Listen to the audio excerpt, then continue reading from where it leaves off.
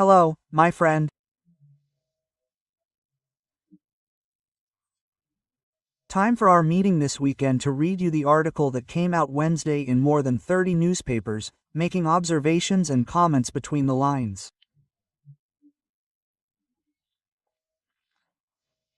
Just for you, the topic once again. I wouldn't even want to talk about the same topic again, it seems like a one-note samba, but it's the Supreme Court. The Supreme Court has become the protagonist, right? And the title is Supreme Superstar.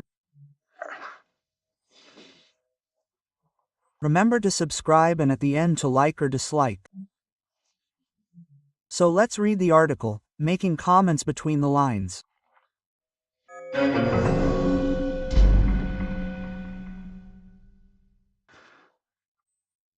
Supreme Superstar to the law.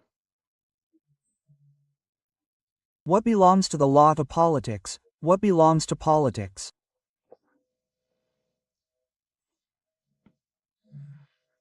It's an inspiration from the gospel, right? To God, what belongs to God, to Caesar what belongs to Caesar. Regarding that challenge to Jesus about the coin, there was Caesar's face and the coin in the temple. Well, mainly Matthew there, to the law, what belongs to the law, to politics, what belongs to politics. The new Supreme Court Chief Justice, Edson Fachin, made a mark like a visor on the floor of the Three Powers Square in his inauguration speech, meaning, this is the Supreme Court's only goal. From here on, it's Congress's S. He said this, a striking phrase that was even picked up by São Paulo newspapers.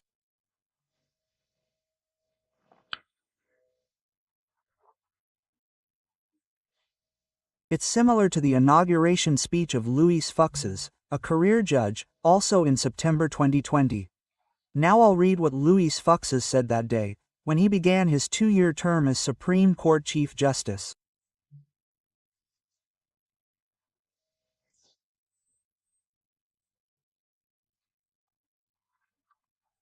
Some powerful groups end up allowing the transfer of political conflicts to the judiciary, urging judges to issue rulings on issues that require debate in other areas.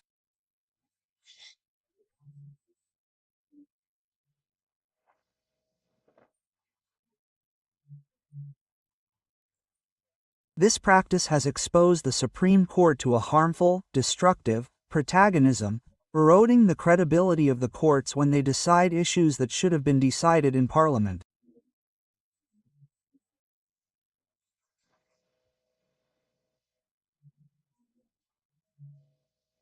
He said it in September 2020, but he recorded his observation as a career judge, and the situation has only worsened.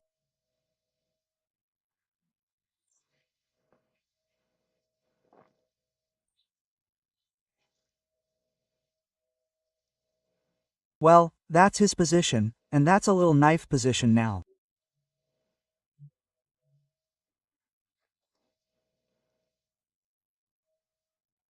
But the outgoing president, Minister Luis Roberto Barroso, is opposing both.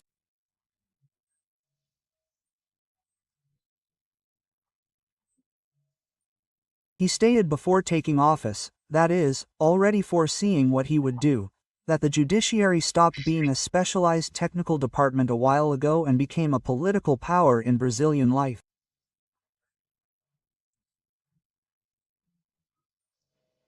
Wow, and that's what he implemented. That's it. Here comes the next paragraph. Now, Minister Barroso has left the presidency of the Supreme Court. His interviews were everywhere, on TV, radio, newspapers, right? The one in the nation's capital took up 2 full pages. Well, Barroso marked an era with his express and self-confessed activism. He would give lectures and talk about this, right, this militancy, let's say, this voluntarism in the Supreme Court. The goal was to make the Supreme Court not a technical department of the judiciary, but a political court, as he himself had declared.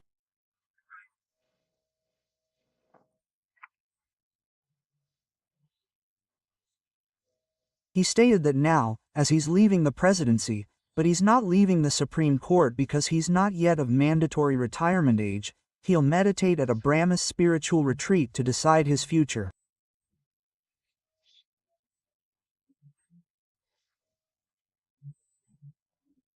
Should he stay on the Supreme Court, where he acknowledges he's worn himself out but has no regrets, or choose something new? Well, I keep thinking, right, something new. Maybe next year's election, he could run, right? The media treats him like a superstar.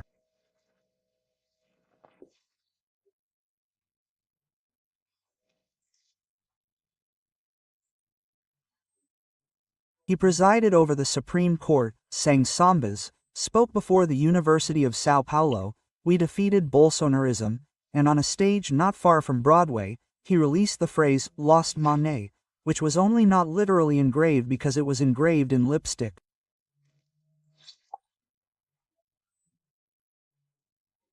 On the granite of Teams, the goddess of justice.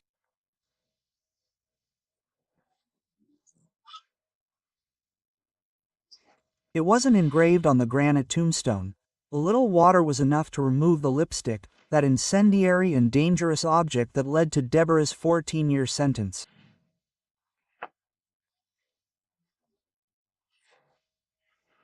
At the same time, Luis Carlos Prestes was convicted, for attempting to overthrow the Brazilian government.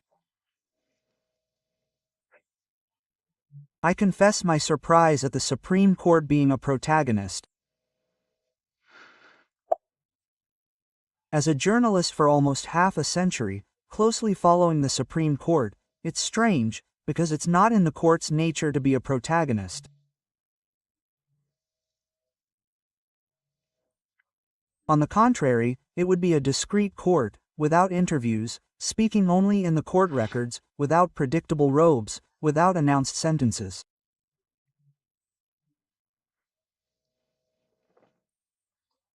I covered the Supreme Court presided over by J.C. Falcao, Thompson Flores, Antonio Neves, Xavier de Albuquerque, Cordero Guerra, Moreira Alves, Rafael Mir, Nerida Silveira, Aldir Passerino, Sidney Sanchez, Otavio Galot, and the most recent ones.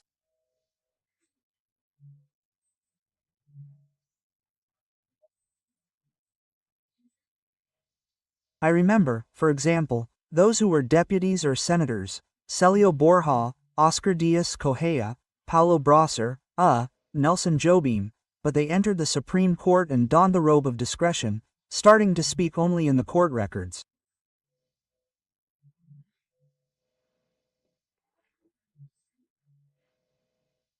I talked a lot with Oscar Diaz Correa. He never gave me an interview, never anticipated anything, right? It was a time when he was a critic of the Constituent Assembly. I remember a phrase of his that I thought was brilliant. He was a phrase maker. He was pessimistic about the Constituent Assembly's work and said, after what they're doing, it's going to be chaos.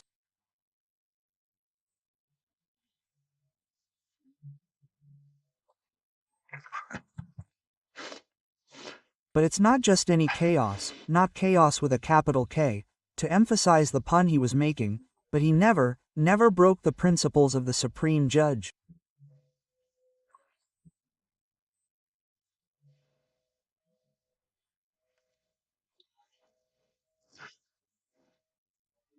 Well, Joaquim Barbosa, for example, I think he was the one who started attracting the attention of the TV. In fact, TV Justica was put there when Marco Aurelio was the president of the Supreme Court. Many people say it's the fault of the TV spotlight, right? Yeah, and Marco Aurelio was there at the beginning of the millennium. Then came the Menkelao and Lava Jato scandals, and they turned the Supreme Court into a stage. and the pandemic was the impetus for the Supreme Federal Court, STF, to legislate beyond the limits of the Constitution. At Louis Fuchs's inauguration, he referred to the fact that the Supreme Court served as a support system for political parties without votes, which, without winning in Congress, sought to impose themselves on the Supreme Court's carpet. I explained that in the last century, complaints from these small parties were not heard. They returned to Congress labeled as an internal matter for the legislative bodies. I mean, this is a matter to be resolved within Congress, not here, right? But in this millennium, the constitutional principle that nothing can be denied by the courts prevailed. So, they received the traditional well-known representatives and senators, who, from small parties, will go to the Supreme Court for anything, but are constantly appealing and putting the Supreme Court, pardon the pun, in a tight spot.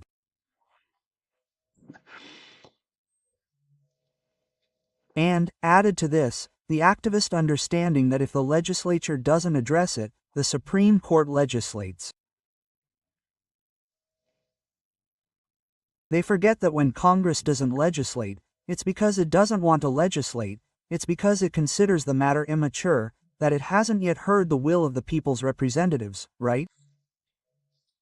It has to hear the will of the majority of the nation. But then I don't know why the Supreme Court has been running roughshod over issues, generally social, cultural, abortion, marriage, indigenous lands, something that's already clear in the Constitution. Last paragraph, the second article of the Constitution ranks the legislative branch first, and the judiciary last, because it doesn't have direct representation of the origin of power. But today the order is reversed.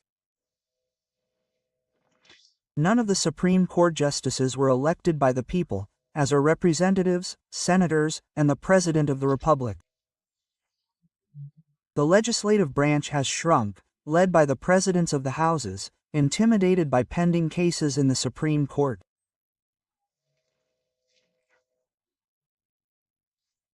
In turn, the President of the Republic, who swore to defend the Constitution, remains silent about willful violations because he owes a favor to the court that unconvicted him.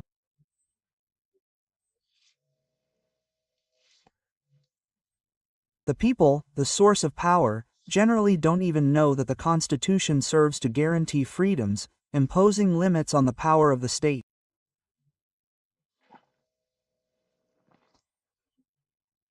In his inauguration speech, Minister Fakim spoke of cutting spending, but he didn't mention cutting powers that the Constitution didn't grant to the Supreme Court.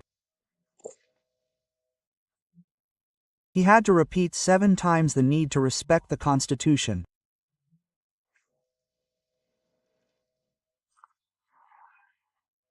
If he felt the Constitution was being respected, he wouldn't need to repeat so much.